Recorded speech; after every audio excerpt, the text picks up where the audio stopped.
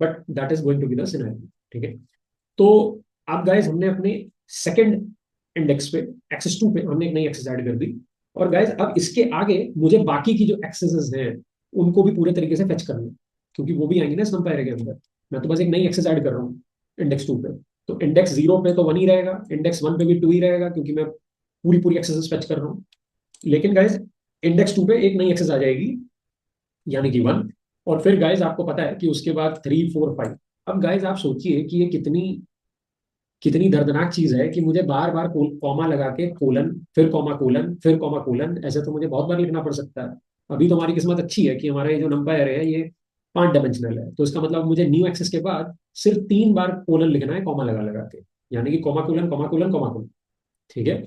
लेकिन गाइज अगर सोचिए हमारा नंबर है इससे भी ज्यादा हाई डायमेंशन का हुआ, या कई बार गाइज हमारे सामने ऐसी स्थितियां भी आ जाती है कि हमें नहीं पता होता कि हमारा नंपा एरे जो ऊपर हमने कैलकुलेशन करी है उससे हमारा जो नंपा एरे आएगा वो कितने डायमेंशन का होगा।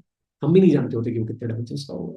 तो ऐसे में आप उनके उस नंपा एरे के हर एक डायमेंशन को कैसे फिक्स करोगे गाइस, जब आपको पता ही नहीं है कि उसकी उसके शेप के टपल में कितने डायमेंशन आ रहे हैं। तो आप ये कैसे डिसाइड करोगे कि मैं कितने कोलन्स लगाऊं, क्योंकि आपको पता ही नहीं है। ठीक है। तो ऐसे में गाइस सॉल्यूशन क्या है? या फिर लेट्स से अगर आपके सामने इससे भी कोई ज्यादा हाई डायमेंशनल नंबर आ गया, 7, 8 डायमेंशन का, तो क्या आप ऐसे बार बार कोलन लगाते चले जाओगे, colon comma colon comma colon comma colon comma colon ऐसे लगाते चले जाओगे, तो बहुत ही मैनुअल प्रोसेस हो जाएगा गाइस। तो हम क्या करते हैं, अब हमें पता है कि इसके बाद इस नई एक्सेस को इंसर्ट करने के बाद हम आगे के जितने भी डायमेंशन है वो सारे मैच करने वाले हैं।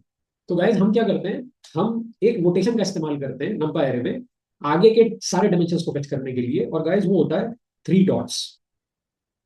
तो अगर आप ये 3 डॉट भी लगा देंगे ना, तो इन 3 डॉट का मतलब होता है गाइस कि आगे के जितने भी डायमेंशंस हैं वो सारे फेच कर लें। ठीक है। इस 3 डॉट के नोटेशन को गाइस बोला जाता है एलिप्सिस नोटेशन। एलिप्सिस नोटेशन, ये एलिप्सिस नोटेशन होता है गाइस।